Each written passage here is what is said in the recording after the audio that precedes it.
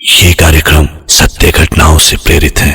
जिनके साथ ये घटनाएं घटी उसकी वास्तविकता उन्हीं तक सीमित है। भूत प्रेतों और असामान्य विषयों के होने पर चैनल कोई दावा नहीं करता और न ही प्रोत्साहन करता है। मासूमियत किसे नहीं खींच लेती, पर क्या कभी खौफ भी मासूम हो सकता है? और अगर मैं कहूं कि खौफ अक्सर मासूम ही होता है तो बेचैन छटपटाता हुआ, किसी के साथ को तड़पता हुआ, क्योंकि रूहें बहुत अकेली होती हैं। वो हमेशा आपका साथ चाहती हैं। अब ये बात और है कि आपको उनके साथ से खौफ होता है। मैं डॉक्टर नागर, पेशे से मनोवैज्ञानिक और पैशन से ह्यूमन माइंड का फैन, हर रात आपके पास लेकर आता हूँ मुझसे मिले कुछ लोगों की आप बीती, कुछ घटनाएं जिन्हें सुनकर आप सोचने पर मजबूर हो जाते हैं।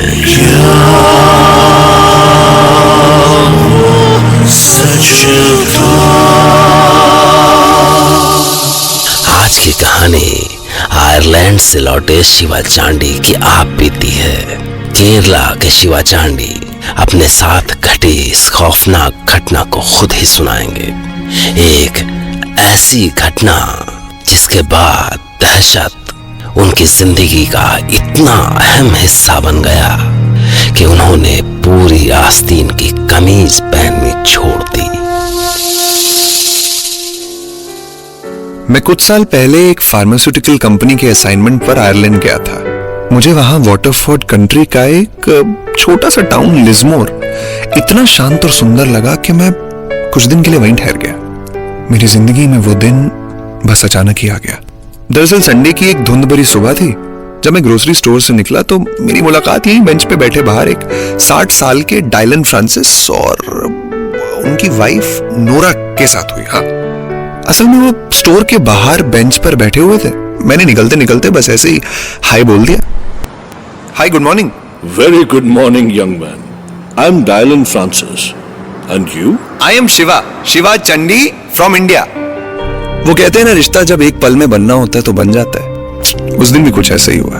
बस एक ही पल में वो रिश्ता बन गया और उस रिश्ते को मैं आज तक चाहकर भी नहीं भुला सका हूं। उस रिश्ते को और उससे भी ज्यादा उस कहानी को जो उन्होंने उस दिन मुझे सुनाई थी।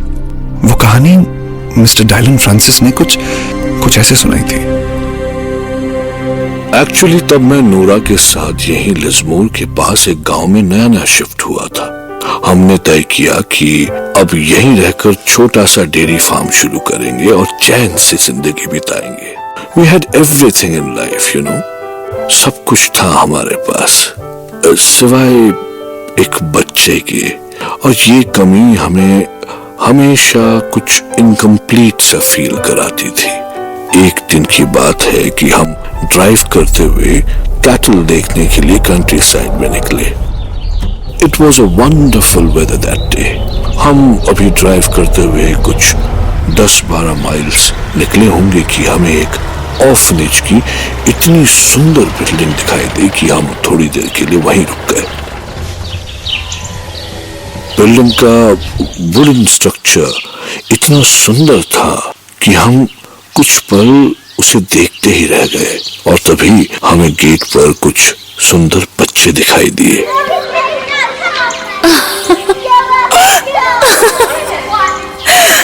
Oh my. Francis, did you ever see such sweet kids? वो इतने सुंदर लग रहे थे, शोर करते गेट की ओर भागते हुए। इतने प्यारे बच्चों को देखकर नोरा की बरसों पुरानी चाह एक बार फिर जाग गई। Come on, Francis, let's go. Let's meet them. और वो कार से उतरकर भागती हुई बच्चों के पास पहुंच गई। ऐसी बातें ऐसे चिल्ला के कहाँ बोली जाती हैं, पर वो खुशी के मारे ऐसी चिल्ला रही थी जैसे वो अपनी सारी खुशी दुनिया को बताना चाहती हो। Come on, Francis. See, god ने हमें सब कुछ दिया सिवाय एक बेबी के, पर आज शायद वो हमारी ये भी इच्छा पूरी करना चाहता है, इसीलिए तो वो हमें यहाँ लेकर आया है। Don't you think so? Look at them, कितने स्वीट बच्चे हैं। Yes, they are, Nora. मुझे भी ऐसा ही लगा कि शायद ये जीसस का ही इशारा है, और मैं कार ड्राइव करके ऑर्फनेज के अंदर नोरा को बच्चों के पास ले आया। मेरे कार से उतरते ही बच्चों ने हमें जैसे घेर सा लिया, जैसे वो जाने कब से हमारा ही इंतजार कर रहे हो।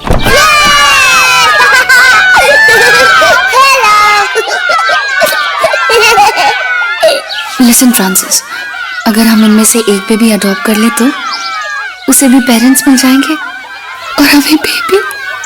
मुझे भी लगा जैसे इन पर लाइफ के सारे ट्रेजर भी लुटा दो तो कम ही होंगे। तो हम अंदर गए और ऑर्फनेज के मैनेजर से मिले।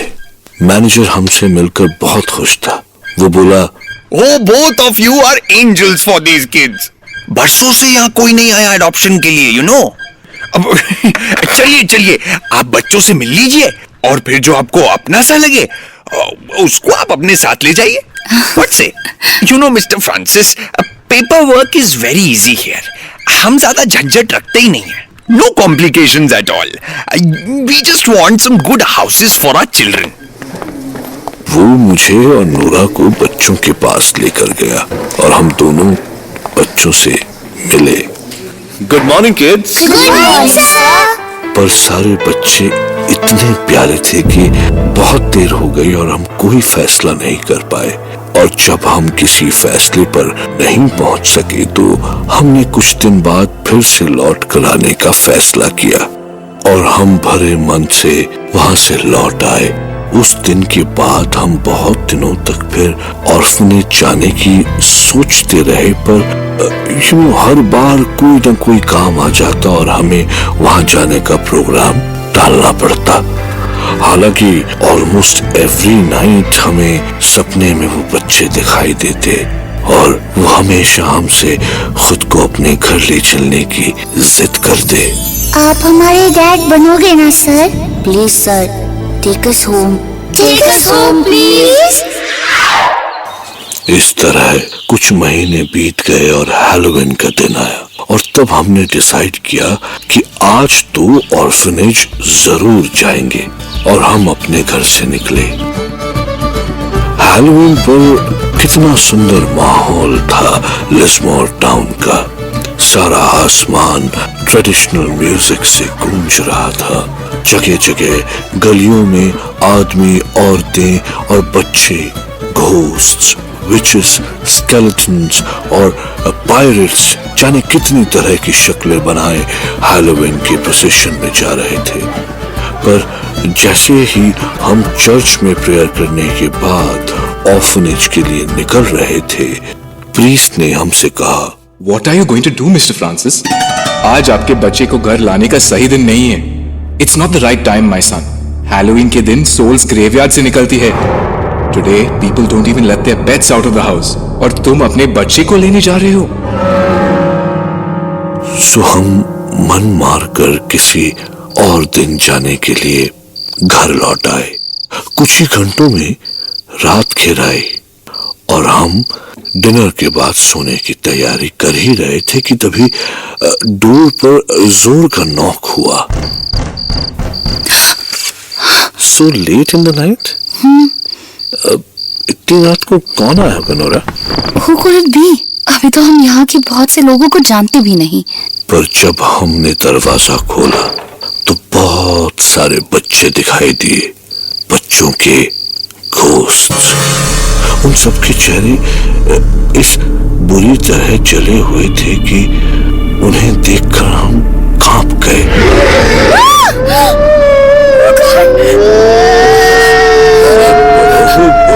Who are you guys?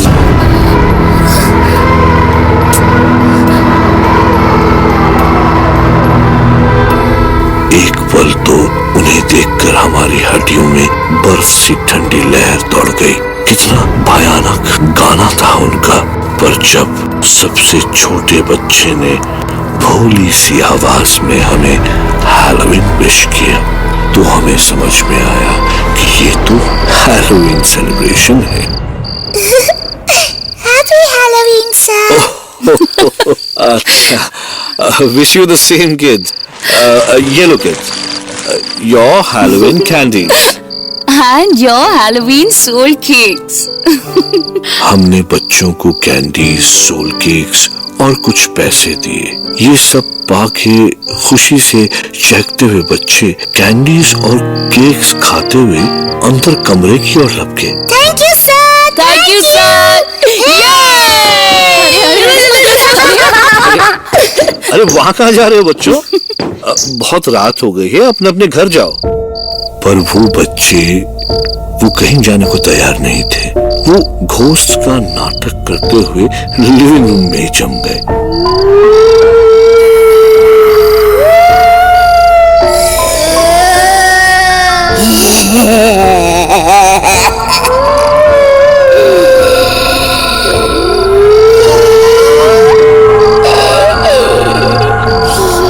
बच्चों, तुम्हारे पेरेंट्स तुम्हारा इंतजार कर रहे होंगे। You should go home. अब हम यही रहेंगे। We won't go. We won't go. We won't go. पर आखिर तुम सब आए कहां से हो? चलो हम तुम्हें छोड़ आते हैं। और तब वो छोटा बच्चा बोला, सर, आप हमें भूल गए। हम ऑर्फनेज में मिले थे ना आपसे। हम वहाँ बता के आए हैं कि हम आप ही के पास रहेंगे। आपने कहा था आप हमें अपने घर ले जाएंगे। हम कितना इंतजार कर रहे थे, पर आप तो लौटे ही नहीं। ये सुन के हमें बहुत दुख हुआ कि हमने कितना इनजस्टिस किया इन बच्चों के साथ। अब ओके किड्स, कल हम आपके साथ आपके ऑर्फनेज चलेंगे और तब हम एडॉप्शन करेंगे। ओके चलो, नाउ यू ऑल स्लीप। यहीं पे सब सोफा में और यहाँ पे सब सो जाओ। Okay, good night. Good night. रात को बच्चे लिविंग रूम में ही सो गए, पर जब हम अपने रूम में लेटे तो हमें रात भर बच्चों के रोने की आवाज सुनाई देती रही।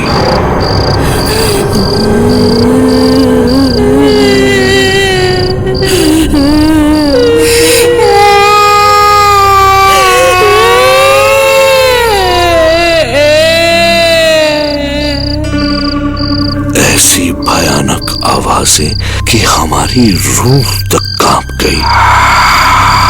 हमें कुछ समझ नहीं आ रहा था कि ये हो क्या रहा है, क्योंकि जब जब हम बच्चों के कमरे में गए तो वहाँ बच्चे पीसफुली सोते हुए दिखे, पर जब अगली सुबह हमारी नींद खुली तो बच्चे गायब थे। फ्रांसिस, ये कैसे हो सकता है? क्या हुआ नोरा? वो अरे ये नोरा, मेन डोर तो अंदर से बंद है, ठीक वैसे जैसे मैंने पिछली रात को सोने से पहले बंद किया था। तो फिर वो बाहर कैसे निकल गए? खैर, हम उसी वक्त ऑर्फनेज के लिए निकल पड़े, पर जब हम उस जगह पहुंचे तो हमने जो देखा उस पर विश्वास नहीं हुआ। ऑर्फनेज की जगह तो जला हुआ खंडर था। जगह जगह जले अचले फर्नीचर और वुडन प्लैंक्स बिखरे हुए थे, और तभी हमें ध्यान आया। फ्रांसिस, हमने डोनेशन का एनवलप भी तो डाला था, डोनेशन बॉक्स में डाला था। और मैंने आगे बढ़कर देखा तो वो अचला डोनेशन बॉक्स वहीं था, और उसके अंदर पड़ा हुआ था हमारा एनवलप। ये देखते ही हमें लगा कि कुछ बहुत गलत हुआ है हमारे साथ, और हम वहां से ऐसे भागे कि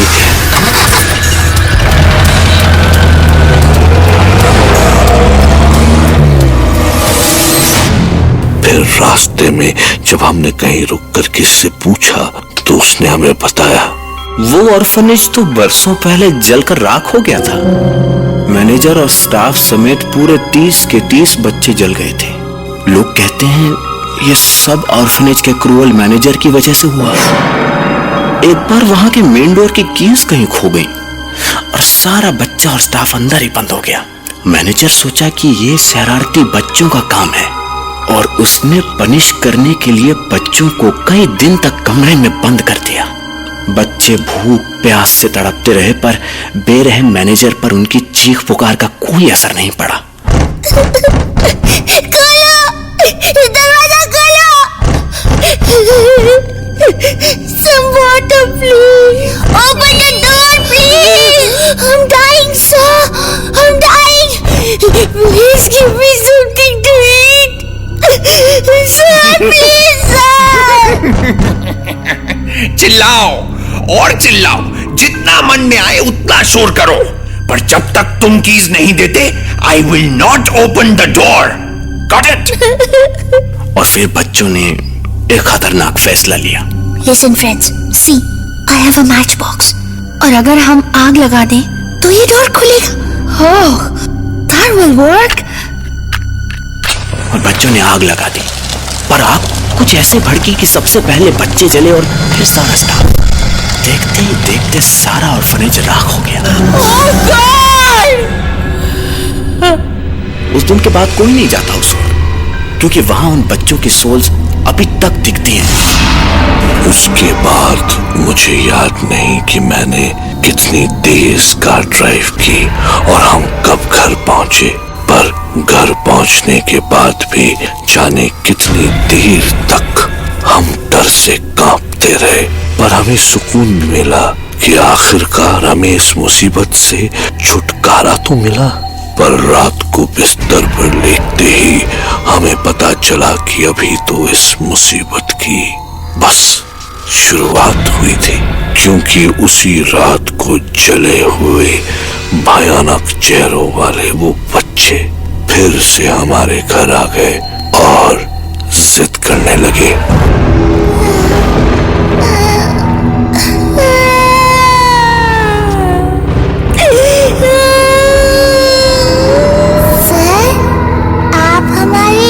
बनोगी ना? हाँ कर दो ना please. Please sir. Yes please से यस सर। आप हमारे डैडी बनोगे ना सर? हाँ कर दो ना सर, प्लीज प्लीज सर। चीखते चिल्लाते उन्होंने घर का सामान उठाकर फेंकना शुरू किया। मैं गुस्से से चिल्लाया, No way! I can't adopt you because you all are ghosts. तुम सब मर चुके हो और जिंदा लोग मरे हुए बच्चों को अडॉप्ट नहीं कर सकते। Please understand. बट सर, अगर आप मर जाएं तो तब तो अडॉप्ट कर सकती हो ना? What? See, I have a matchbox. नहीं Nora come here. Nora, don't go there. Come here.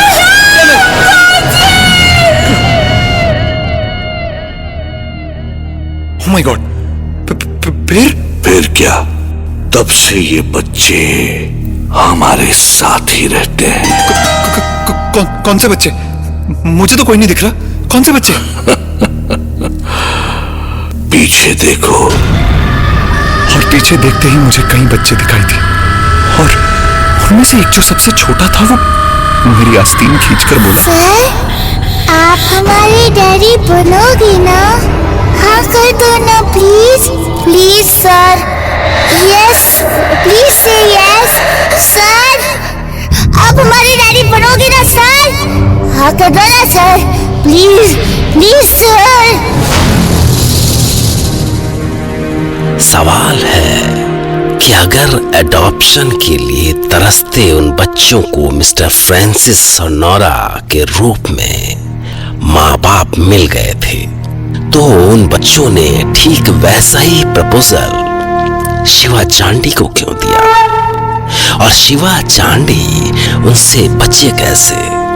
या फिर ये कहानी कहीं फ्रांसिस का प्रैंक तो नहीं थी? सोचिए, क्या फ्रांसिस और नोरा के अलावा शिवा चांडी के पीछे खड़े बच्चे उस प्रैंक का हिस्सा नहीं हो सकते?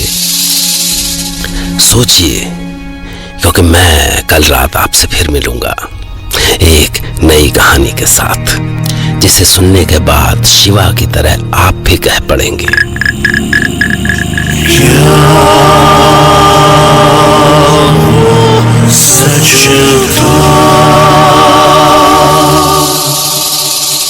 और आखिर में एक बात, क्या कभी किसी बच्चे ने आपकी आस्तीन खींचकर आपसे कोई फरियाद की है? अगर हाँ, तो भगवान के लिए उन्हें अनदेखा मत कीजिए, क्योंकि अगर ये कहानी सच थी तो उस बच्चे के पास मैच बॉक्स भी हो सकता है। Okay, good night and take care.